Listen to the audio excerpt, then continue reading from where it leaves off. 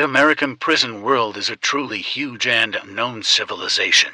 Millions of people live behind bars in the United States, forced to comply with special unwritten laws and put up with discrimination that has not been seen in the wild for decades. Entire cities of prisoners provide prison owners with fabulous income, turning the system of correction and punishment into a machine of exploitation and enrichment.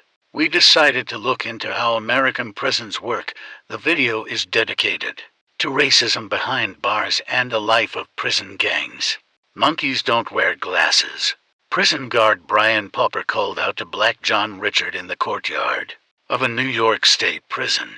Richard, who was convicted of murder, had poor eyesight and a prescription for sunglasses, so he did not take them off. A fight broke out, and several colleagues came to the guard's aid.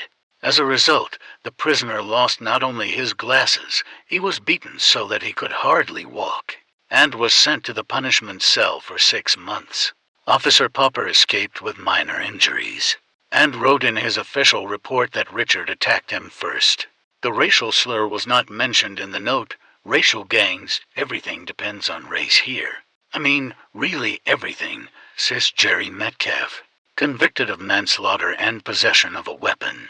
In the dining room, the whites sit in one corner, the blacks in the other. Whites are cut by a white barber, blacks are cut by a black one. It's still the 1950s here, I mean. We only share drinking fountains.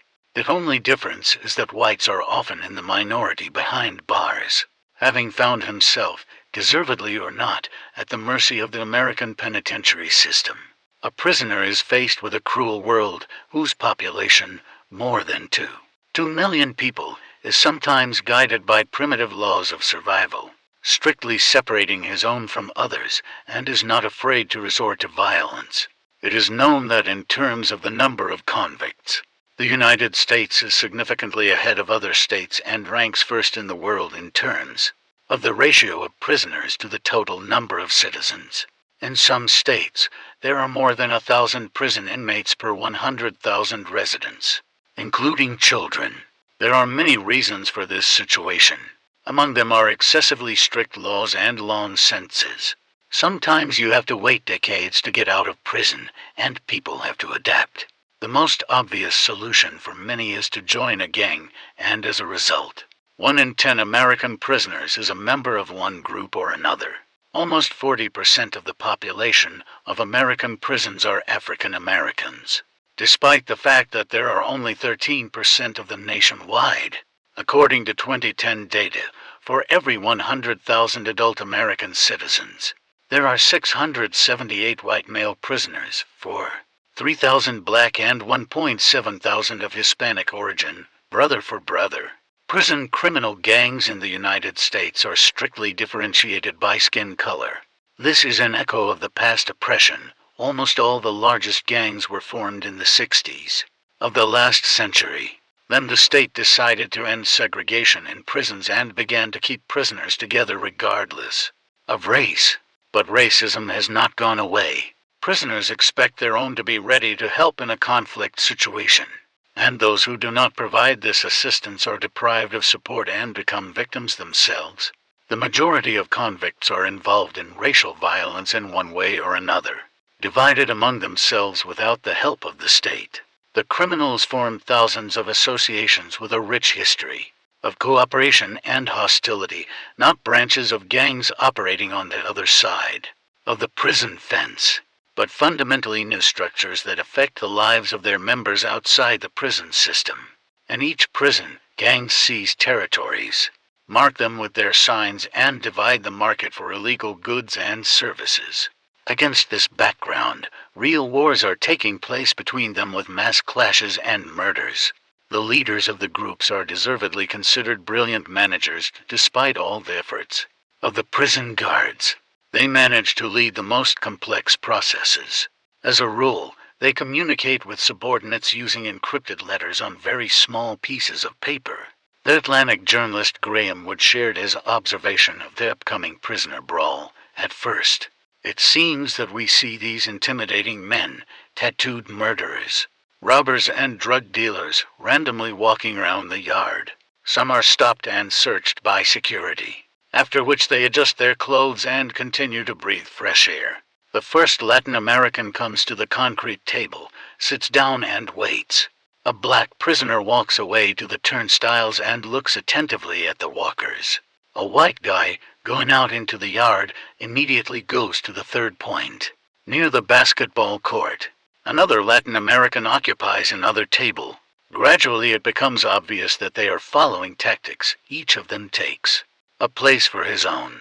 When several dozen prisoners gather in 3 groups in the courtyard, the guards also get together in a group and retreat to the fence. Describing what is happening in the courtyard, Wood writes that the criminals move so smoothly and organized, as if they obey the instructions of invisible traffic lights. There are about 30 knives in this yard right now, the security officer tells the journalist. They hide them in the back aisles. Homemade knives are the main weapon in prison wars, despite the fact that the administration severely punishes those who manufacture and store weapons. Convicts continue to make sharpeners. They are also not afraid to use them. Despite the possible extension of the term, many gang members have already been sentenced to life imprisonment. In 2007, a massacre occurred in Pelican Bay, as a result of which several dozen people were injured. Thanks to the efforts of guards and medics, only 1 prisoner did not survive among the wounded, and the administration confiscated 89 units of homemade weapons, sharpeners, and batons. The diversity of cultures. African American gangs in prisons are often just cells of traditional street gangs, such as Bloods and Chers, feuding among themselves on the basis of old feuds and the redistribution of drug markets. But there are exceptions, and they are significant. The prison group called the Black Guerrilla Family is built primarily on ideological principles. The members of this gang, founded in 1966 by George Jackson of the Black Panthers, define their ideals as African American Marxism-Leninism, and consider the fight against racism and the Black Revolution in the United States to be their goals. The symbol of the organization was chosen as a black dragon clutching a prison guard, in its claws against the background of a watchtower. Immigrants from Latin America, mainly Mexicans, are united in American prisons by the group's Mexican Mafia, also known as La Lima and Nuestra Familia, which means our family in Spanish. These gangs, like the African American ones, originated in California and identify each other by blue and red garments. They are fighting the longest criminal war in the history of the United States, which began with the theft of shoes by one bandit from another in 1968. At the same time, Nuestra Familia has left-wing Africans from the Black African Family as allies, and white Nazis from the Aryan Brotherhood on the side of the Mexican Mafia. Both groups mainly consist of Chicano Latin American nationalists and accept whites into their ranks, while other Latinos more often join the so-called Texas Syndicate, which is more close to representatives of other ethnic groups. Ethnicity is certainly important for white organized crime groups. They are usually united by the idea of racial superiority. The most famous group, called the Aryan Brotherhood, was formed in the same California prison San Quentin, where the Black Guerrilla Family was founded. Initially white prisoners united to protect themselves from black radicals, but soon overtook them in cruelty. Now the gang is called the most authoritative and violent in America, according to the principle of letting out blood in order to join it. A candidate must attack a guard or prisoner of another race and can only exit posthumously. At the moment, the Brotherhood unites more than 20,000 criminals across the country. This is less than 0.1% of all prisoners. However, according to the FBI, the gang is responsible for about 1 in 5 murders committed inside the U.S. prison system. Its members are identified by tattoos with Nazi symbols, clover and the number 666. They deny Christianity and mostly profess Scandinavian neo-paganism. Neither the great goal of liberating blacks nor the belief in the superiority of the Aryan race prevents prison gangs from making money. Contract killings, extortion, racketeering, arms trafficking, production and distribution of hard drugs for each of the above gangs. These are everyday sources of income and a key part of daily activities both in prison and outside. The ideas of racial solidarity with which these associations began have long become a kind of facade for the standard activities characteristic of organized crime groups around the world. A racist system, systemic racism, which once gave rise to racial gangs, has perhaps almost disappeared from American society as a whole, but it still survives. In the penitentiary system. In 2016, the New York Times Magazine published a study on prison discipline, which examined almost 60,000 disciplinary actions in 54 prisons in New York State.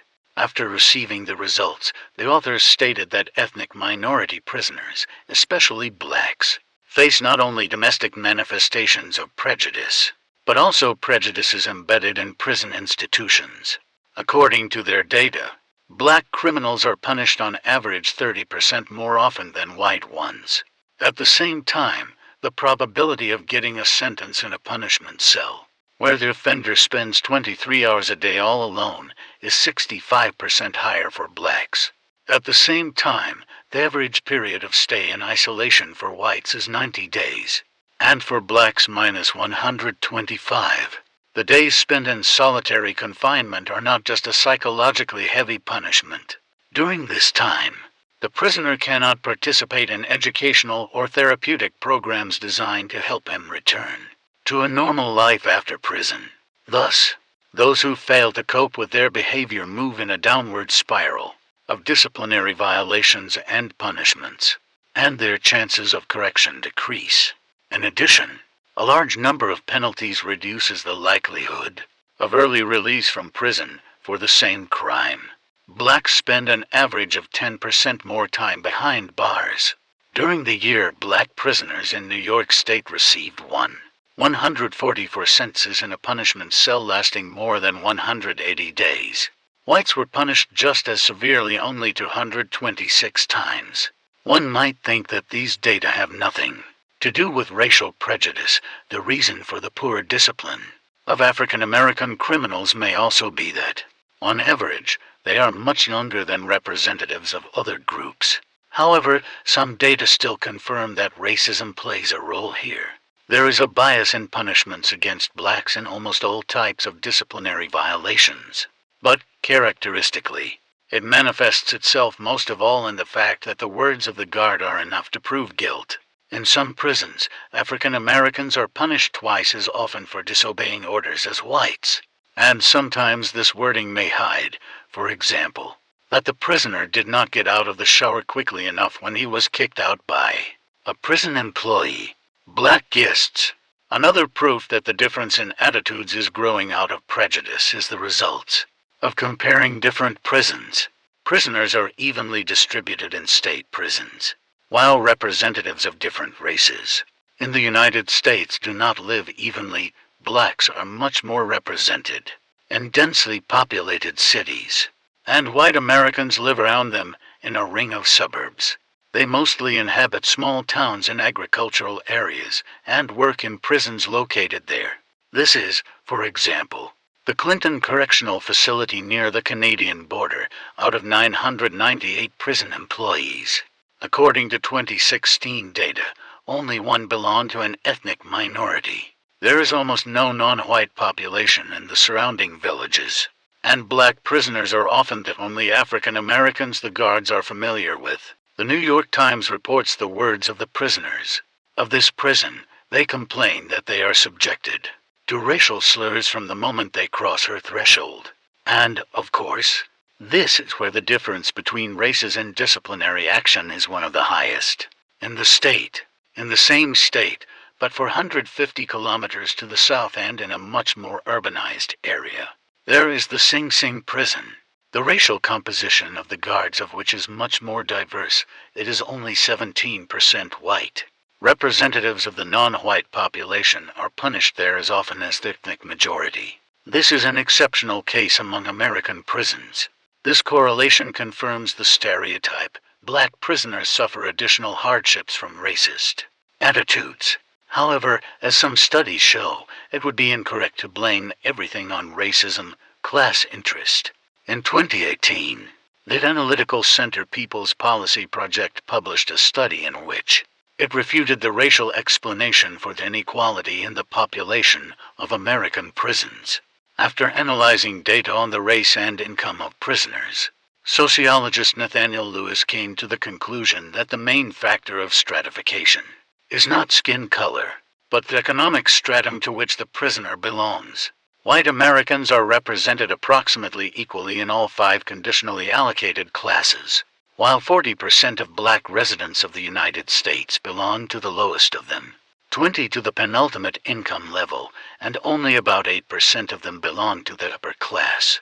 In addition, the vast majority of African American prisoners do not have a high school diploma. Depending on the criteria, the probability of going to jail after arrest and the probability of imprisonment is such. The duration of imprisonment is more than a month and more than a year. The difference between blacks and whites is covered by the difference between poor and rich by at least half, or even almost entirely, from 53.7 to 84.8%. The authors of the study, however, are confident that racism plays a significant role here. The capitalist system itself, in their opinion, discriminates against blacks.